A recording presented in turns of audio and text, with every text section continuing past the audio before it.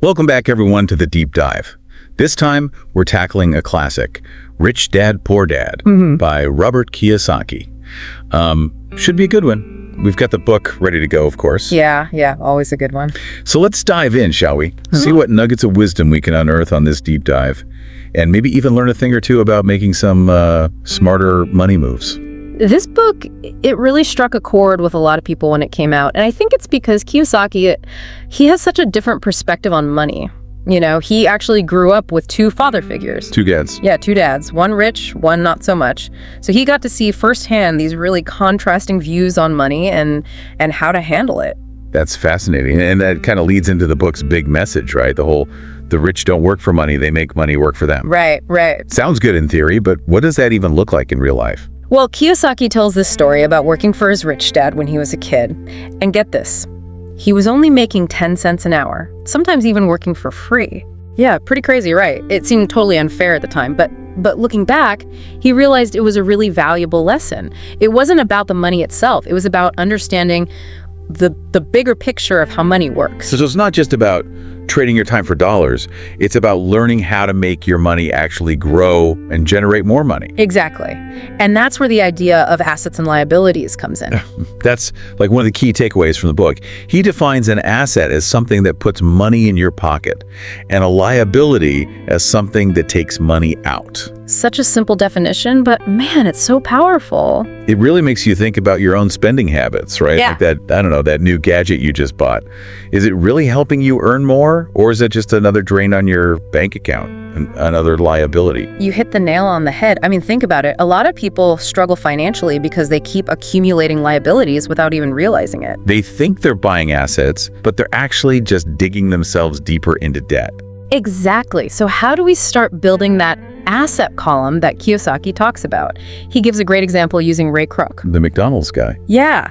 So Kroc didn't just focus on the burgers and fries, he also understood the importance of real estate.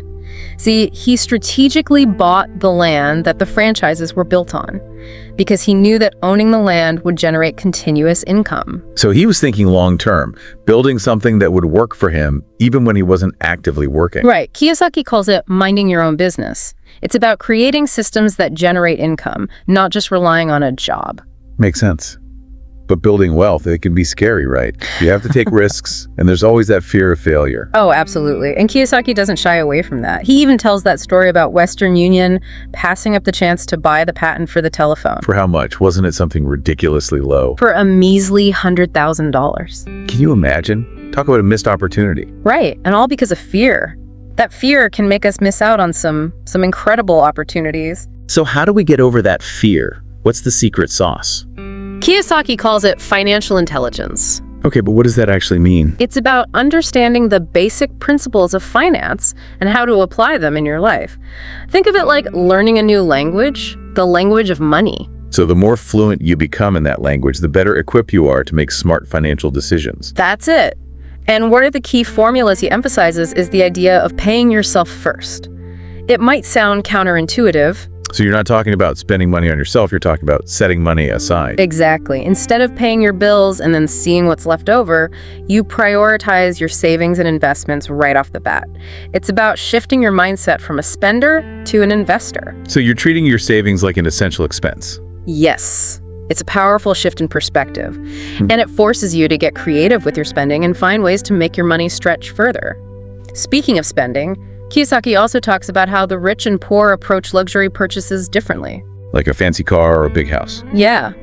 He argues that the rich tend to buy those things after they've built a solid financial foundation, after their assets are already generating income. But people who struggle financially, they often buy those luxuries first.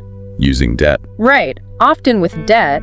So they're essentially trapped in this cycle of working to pay off those liabilities instead of building wealth. Makes sense. It's about building that asset column first so it can fund your lifestyle, not the other way around. Exactly. And another crucial piece of advice Kiyosaki gives is about having mentors, people who have already achieved what you aspire to. Surround yourself with those who can offer guidance and support. Like having a financial coach in your corner. Exactly. And he also stresses the importance of paying your brokers well. That one always throws me off. Why pay someone when you're trying to make money yourself? It's about seeing it as an investment. Their expertise can actually help you make more money in the long run. It's about leveraging their knowledge and connections to your advantage. I suppose it's like any other investment. You have to spend money to make money, right? Got it. Kiyosaki even lays out 10 specific steps to get started on the path to financial freedom. It does, yeah. But he doesn't sugarcoat it, does he? Yeah. He's very clear that it takes real effort and commitment. Oh, absolutely. It's not a get-rich-quick scheme. It's a journey that requires work, dedication, and a willingness to challenge your own beliefs and habits. So out of those 10 steps Kiyosaki outlines, are there any that particularly resonate with you? 2, really. 1 is about actively seeking out opportunities. You have to be proactive and develop that financial intelligence so you can spot those opportunities that others might miss.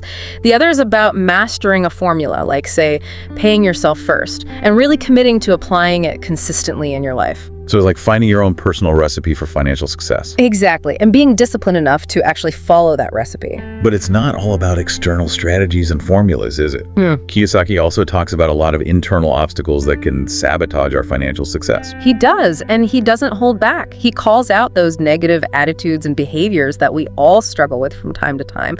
Things like cynicism, laziness, arrogance, even that "I've heard it all before" attitude.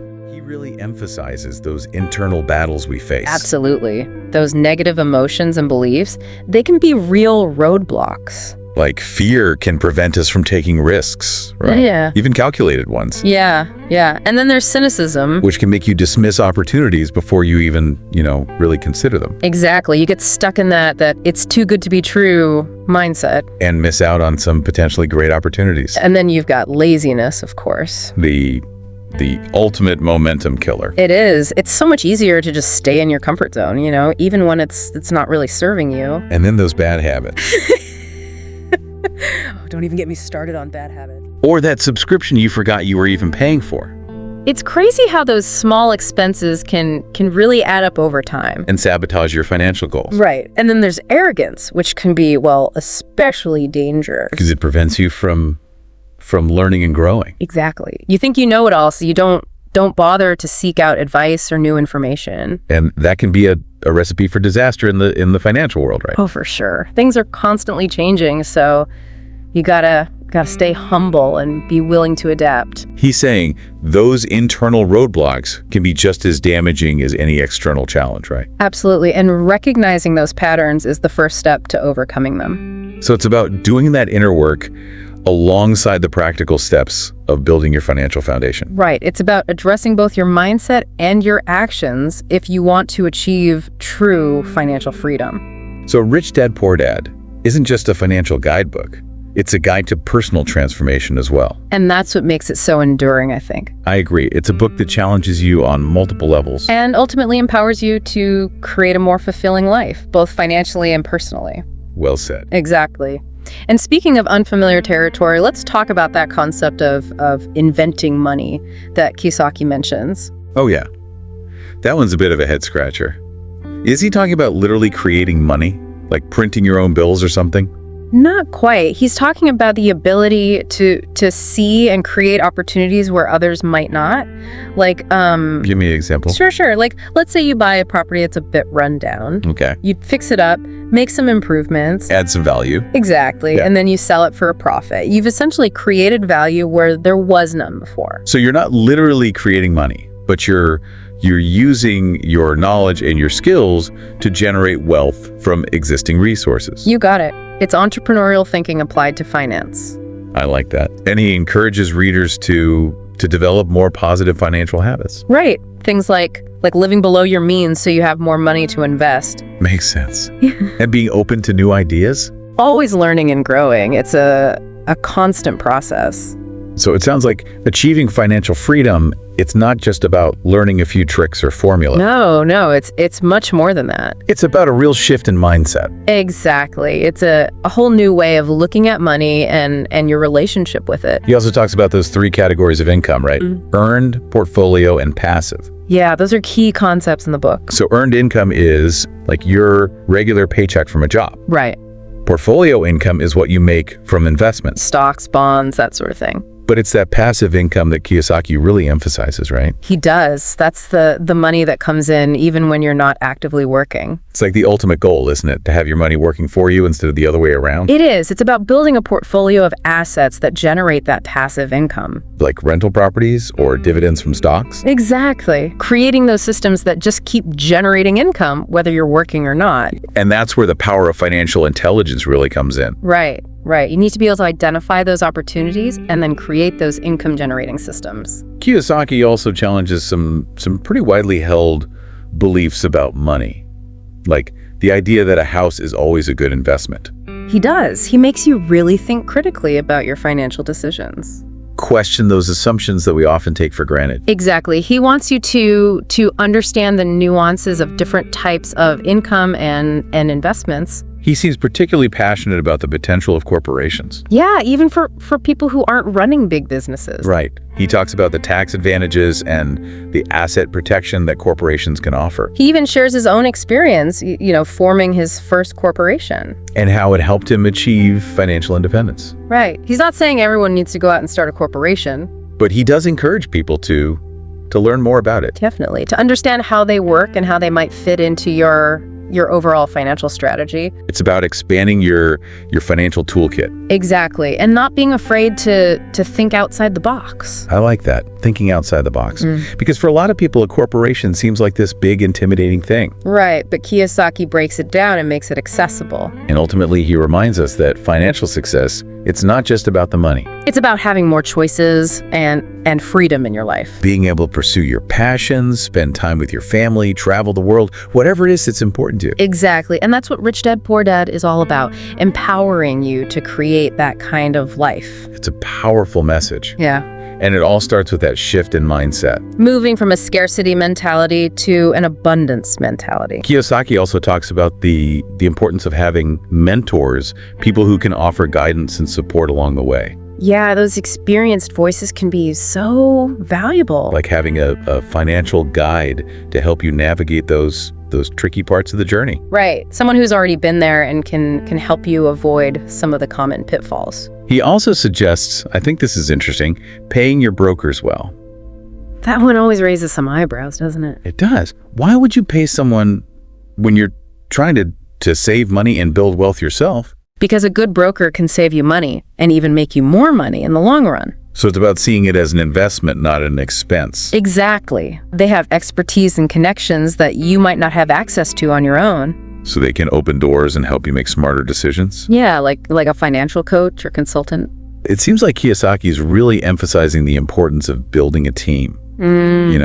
Surrounding yourself with people who can support your financial growth. Yeah, you don't have to go it alone. And he also really stresses the importance of taking action. He does. It's not enough to just read about it. You got to actually do it. Put those principles into practice. Start small, learn by doing, and just keep moving forward. He even encourages people to, get their hands dirty with real estate or try different investment strategies. Like options trading, for example. It can be intimidating, but he's saying, don't be afraid to step outside your comfort zone. Right. Take calculated risks, learn from your mistakes, and just keep growing. So, Rich Dad, Poor Dad, it's not just a theoretical guidebook. No, it's a call to action. It's about taking control of your financial life. And shaping your own destiny. I love that.